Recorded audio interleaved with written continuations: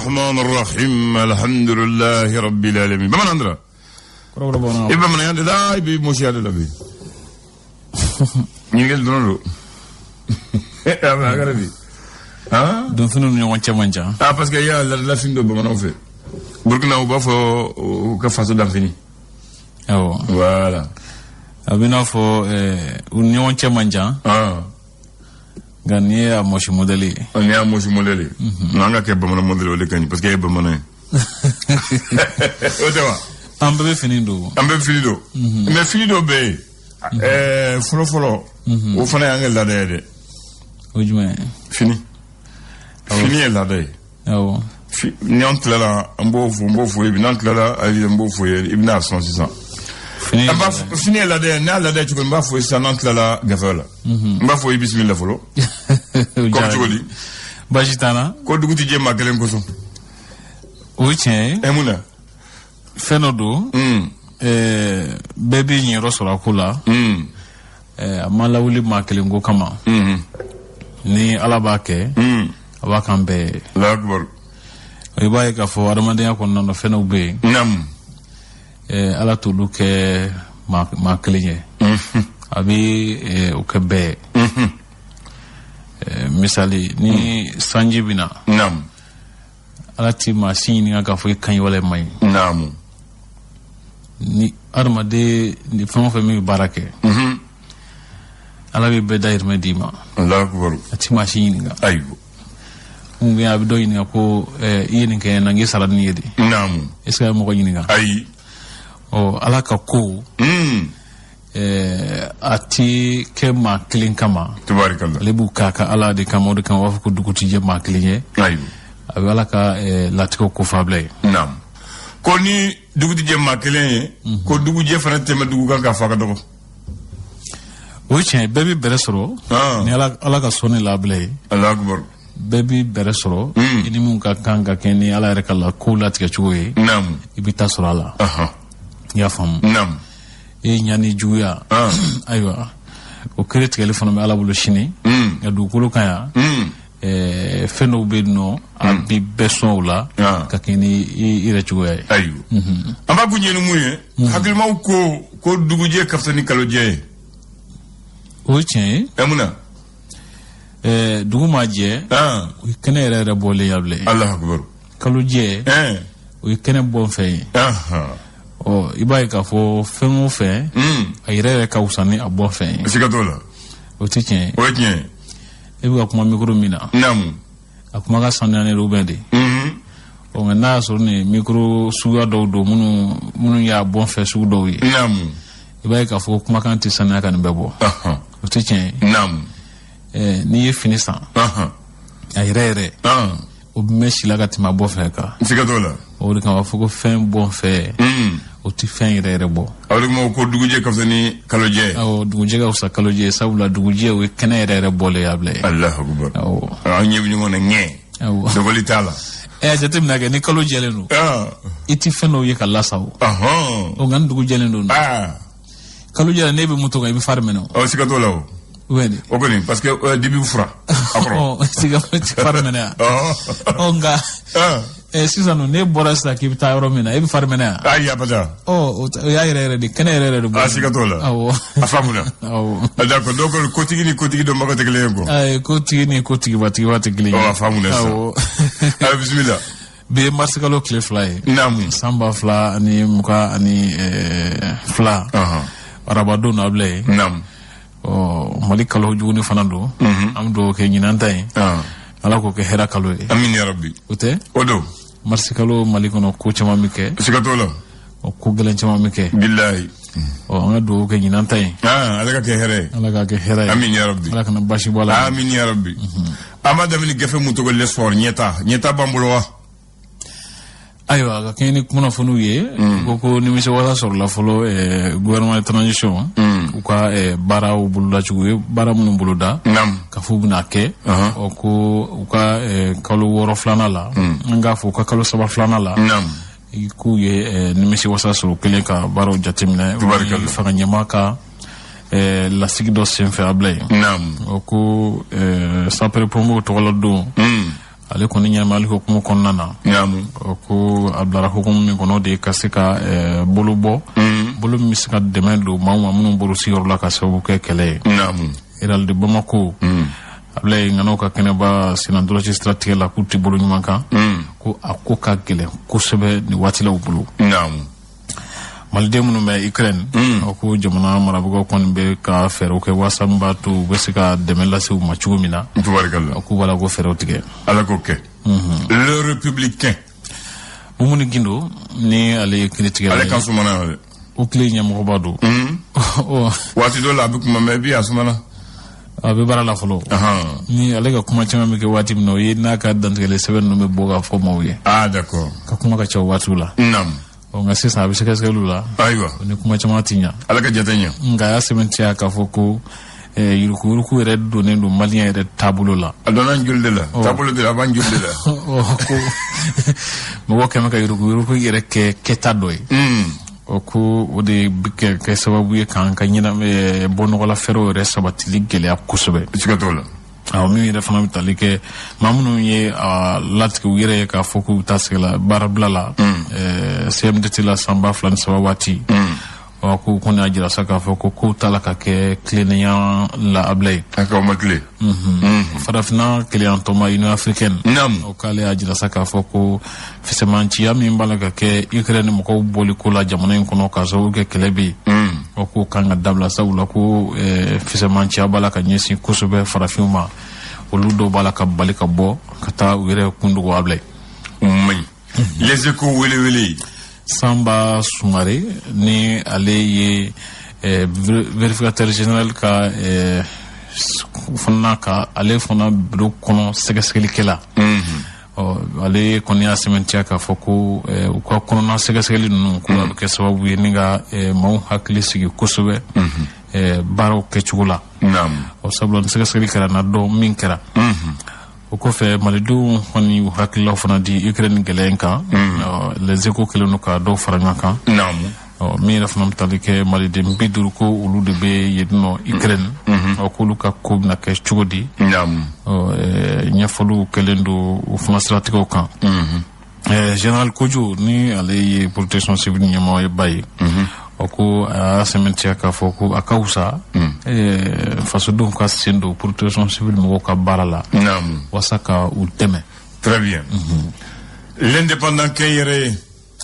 ko Faransi ka baarakɛla minnu kun b'an ka minisirisow kɔnɔ walasa k'an ka minisirisow maaw bilasira k'u dɛmɛ ko a ye olu fana bɛɛ lajɛlen wele ka segin ko olu ka baara jɔra ko Mali ni Faransi cɛ b'a la ka gɛlɛya don o don ka taa fɛ. Ayiwa. A kuma ka ca ko sanni feere hukumu kɔnɔna na a jirala k'a fɔ ko Jean-Yves Le Drian Faransi kɔkanko minisiri ko ale ni a denkɛ kɛna kɛ ka passeport dilanni yamaruya sɔrɔ Mali jamana marabagaw bolo nka k'u ma kɛ ka kɛ ni sariya ye sabula ko ko caman kɛra minnu bɛ sariya sɔsɔ k'o de kama ko mouvement Mali ko mɔgɔw kɔni ye a ko lase sariya tigilamɔgɔw ma ko sɛgɛsɛgɛliw ka kɛ ka kɛ ni sariya ye Morima n'o ye maître Kassim Tapo ka tɔn ye olu bɔli min kɛra cadre d'échange des partis politiques pour la société de la transition kɔnɔ u ka ɲɛmɔgɔba yɛrɛ Modibo Soumaré a jira k'a fɔ u ye u jɔ u jɔyɔrɔ la l'indicateur du renouveau a y'a sɛmɛntiya k'a fɔ ko min bɛ tali kɛ HCA n'o ye jɛkulu marifatiw minnu bɛ tɛgɛnɔbila kɛ bɛnkan sɛbɛn na sema mɔgɔw ka tɔnba ye k'u kɔni ye a jira k'a fɔ ko jamana marabagaw k'u kundenna jɔnjɔn f'u ye bɛn sɛbɛn lawaleli la nka ko Gawo tɔn min bɛ wele ko association Gawo Lamabore k'u kɔni ye u fana bila u fana y'u ka kumaw lakile min bɛ tali kɛ Minaka ko jɛkulu marifatigi min bɛ wele ko MSA ko k'ulu ka fiɲɛtigi ɲɛmɔgɔba dɔ Umar A Bagadat ko ale kɔni fagara a fara o y'a faga k'u y'a faga assassiné o y'a faga o y'a ni karaba ayiwa o y'a ni karaba a bɛ se fɔ ten fana a bɛ fɔ tan nka a bɛ se ka fɔ ten nka a bɛ se ka fɔ fana k'a fagara min bɛ tali kɛ CEDEAO kɛlen don ka ɲagili minnu ta ka ɲɛsin Mali ma ko mɔgɔ minnu bɛ sojo minɛnw feere olu kɔni jɔrɔlen don kosɛbɛ u yɛrɛ ka ɲɛnamaya tɔ kɛcogo la sabula baara b'a la ka tiɲɛ u bolo min tali kɛ maa minnu bɛ kala don fonction publique des collectivités la mairie ka bolo kan o ko kati syndicat kɔni a jira sa k'a fɔ ko baara tala ka kɛ tiɲɛ kan o kɔfɛ a jirala k'a fɔ faransi bɔli ko mali kɔnɔ o k'u ka mobili 67 jate yira olu kundalen don Niger kan min yɛrɛ fana bɛ tali kɛ conseil national de patronat ko fɛɛrɛw b'a la ka tigɛ cɛmancɛ kulu in fɛ walasa n b'a to fura jɔnjɔn bɛ se ka sɔrɔ gɛlɛya na cogo min na. Tubarikala. Le canard déchaîné. Ja minnu bɛ yan bi i b'a ye k'a fɔ ko CEDEAO mɔgɔw bɛ tasa dɔ kɔnɔ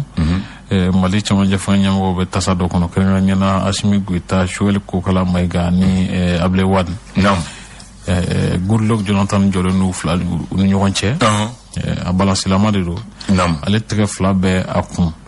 nka i b'a ye k'a fɔ mali cɛmancɛ fanga ɲɛmɔgɔw kɔni kɛlen don ka CEDEAO ɲɛmɔgɔw kɔrɔta u ka tasa kɔnɔ u bɛɛ lajɛlen b'a la ka kumaw kɔni fɔ ɲɔgɔn ye nka mali ɲɛmɔgɔw ka kuma la ko CEDEAO ɲɛmɔgɔw kɛlen don ka ko faamu nka k'u b'a la ka u ɲɛ tugu di n'i ye CEDEAO ka faamuyala la faransi jamana ɲɛmɔgɔ ale kɔni y'a fɔ ko kuma ko CEDEAO jamana ɲɛmɔgɔw b'a fɛ k'a fɔ ko mali marabagaw ka girin ni u bɛɛ lajɛlen ye wa Macky Sall ale kɔni y'a jira sa k'a fɔ ko an y'a fɔ aw ye ko aw bɛna a ye aw yɛrɛw ɲɛ la ko an t'a fɔ aw yɛrɛ nka ko an bɛna fɔ aw bɛna a ye aw yɛrɛw ɲɛ la. Macky Sall n'a y'a ye olu fana bɛna ɲɛ ye Alassane ale ko Asimi ka ji dɔɔni k'a ka ɲamaku ji la min yɛrɛ fana bɛ tali kɛ Nana Addo Akufo ale ko Ala ko sifin ninnu ka kolo ka gɛlɛn koyi siga t'o la le Pélican b'a kuncɛ Pélican ale y'a sɛmɛntiya k'a fɔ ko ADEMAN URD ni RPM ko ninnu ye tɔnba 3 ye minnu bɛ bin ni sira kan ko dɔ b'a la ka b'u fanga la don o don ka taa fɛ ko yala ko CEDEAO ni mali cɛmancɛ fanga ɲɛmɔgɔ ko u si ŋaniya de tɛ bɛn ka sɔrɔ kow la wa o fana ɲininkali bɛ yen nɔ ayiwa min tali kɛ maliko la ko jɔrɔ ni kamana jɔrɔ ni jigiya ko an bɛ o de ni ɲɔgɔn cɛ ni waati ninnu jɔrɔ ni jigiya o fila de bɛ dɛ o tɛ wa k'an bolo ni ɲɔgɔn cɛ ayiwa d'accord kuma dɔ an b'a fɔ ko jigiyaw bɛ yen kuma dɔ mɔgɔw bɛ jɔrɔ donc an bɛ farafin la quoi balansuma la a kuma ka ca bamanan André ne ko ma duloki n'a jɔyɔrɔ don an ka laadala la an ka sukunda la an ka siya bolo t'a la o ye tiɲɛ bamanankan na o ko masiri bɛ n'a ta dɔn n'a ta kun bamananw ko ten awɔ fɔ ten ko masiri bɛ n'a ta dɔn n'a ta kun ko hali masiri jugu t'a dɔn b'a la ne y'o mɛn Maro de fɛ awɔ a bɛ kɛ ten a bɛ kɛ ten wa nka a fɛn ninnu matarafalen ba tɛ bilen n'o tɛ waati dɔ tun bɛ yen naamu fini bɛɛ n'a don cogo don a n'a don waati n'a don kun a n'a don kun o yɛrɛ y'a faamu sisan ni mun bɛ don min na n'i y'a tigi ka fini yɛrɛ i b'a dɔn min bɛ yen sisan misaliya la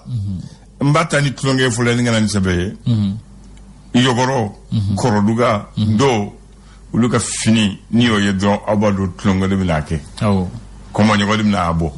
o tɛ wa n'i ye Kɔrɔduga ye o de tɛ don Kɔrɔduga bɛna kɔɲɔmaga de kɛ ka mɔgɔw ɲɛnajɛ k'a ka finiw don ka batikɔlɔn dɔn mɔgɔw tugu a ko n'i ye marabayasa tigi ye fana i b'a dɔn a bɛna mun de kɛ a y'a dɔn mun kama a bɛ bɔ dɔn a kun dɔnlen don a t'a kun dɔnlen don n'i ye Yɔgɔrɔ ye fana Yɔgɔrɔ ta fana dɔnlen don o tɛ tulonkɛ sira ye wa olu ye masiriw ye masiri minnu ni masiri ɲumanw tɛ masiri ɲuman tɛ mais fini farafaralen ani ka fɛnkolon don dɔw yɛrɛ la ka fɛn dɔw cɛcɛw la bugurinjɛw n'u ɲɔgɔnnaw k'olu masiri ka kɛ masiri jugu ye mais k'a sɔrɔ kɔrɔ b'a la kun b'a la u bɛ ko de ɲini u ka ko b'a fɛ ka ko tɛmɛ n'i taara masaya da la n'i y'a sɔrɔ masa sigilen don a ka masa fini b'a la n'a ka masa fugula ale ka fugula ni ale ka fini ni to ta tɛ kelen a kan kɔrɔ sigila ta tɛ kelen ye ale ni jamanaden to ta tɛ kelen ye u b'a fɔ nin ye masa golo ye nin ye masa banfula ye nin ye masa duloki ye bɛɛ t'o don dugu kɔnɔ n'i y'o jɔyɔrɔ t'i la o tiɲɛ na jorotila tisodo etsokodo hali jibato fini be konyo muso fini be mago ga hakata hali bla ko fini be o watini batewa hali ma amine muso ani konyo muso kene fini ni o yedro hali ma siri choko e ba do masiri kumbe jibato kumbe konyo muso kumbe ko kundla ni o yedron ama se mo kuma ve erba do ni konyo muso ye ni jibato ye ni muso mi chesara muso filiato ni voilà abedon fini fait ni couple me karsa ko abedon fini fait voilà karsa be sanga bonala abedon fini fait karsa be hera era fanana abedon fini fait donc on fana tu là d'ailleurs alada jume chia bena ka fini do fini ni do ba ayere ba bi kera korobora de parce que korobora fini do korobora model do korobora fini cadre model B bamana model B bobo model B ni o dondron atiki ba diga kera bobo ya bobo kera cadre fini de bila donc fini era bi do be alini chia de bita no fini tadron abi chia de kofo fini era do be ni o tadron abi bara kofo donso Zoroble ni o lo mo wa ko ikere donzo ewa ikere donzo fini o do mo wa ko ikere mori ni e dulu ki ba do ke jela mo do mo ko bi bla mori sirala watewa voilà donc ne ko hali fini donc kumbala ana korodo fini fima fana ka ika masiri be fini bege fima moni o be sanga bona de ko voilà ni ba bege jema fana kuma do namu o be hera de kufo wala ni o be kata ben kumala abu kufo voilà jema bi hera de kufo o be hera kenega wala na be hera yinena jema bo kufo mais sisan ayanga la dobla ko yela ma mo manga filmundo aba parce que wori babla ba do ko ten katana ten folo fini do tende atanya yinere ko so akanga yini fini do den dugu dula ni fini do ten ba bo ten voilà aywa atawolo njate ga ngamne note ale ko muso bi fini munu siru kuma do muso red sa siri ka soro ni te ko muso red asika tola feno be no atila anga yini nga ulu don ko matrafa o kausa voilà donc on tu membulo ka foi comment tu fini là fini fana finna korobe anga dugula ba foi Traoré ba jité Kambe ba eli kam masa fini ba mana fini merci.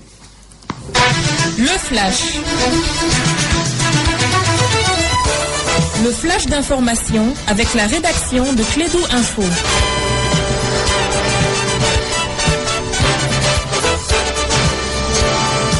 Bien, lui, on lui donne la parole, il va vous informer, ça s'appelle le Flash, c'est Mohamed Khan. Bonjour. Bonjour Abdoulaye et bienvenue à tous ceux qui viennent de nous rejoindre. Le mouvement Maliko saisit le pôle économique et financier de Bamako contre Jean-Yves Le Drian, l'actuel ministre de l'Europe et des Affaires étrangères de la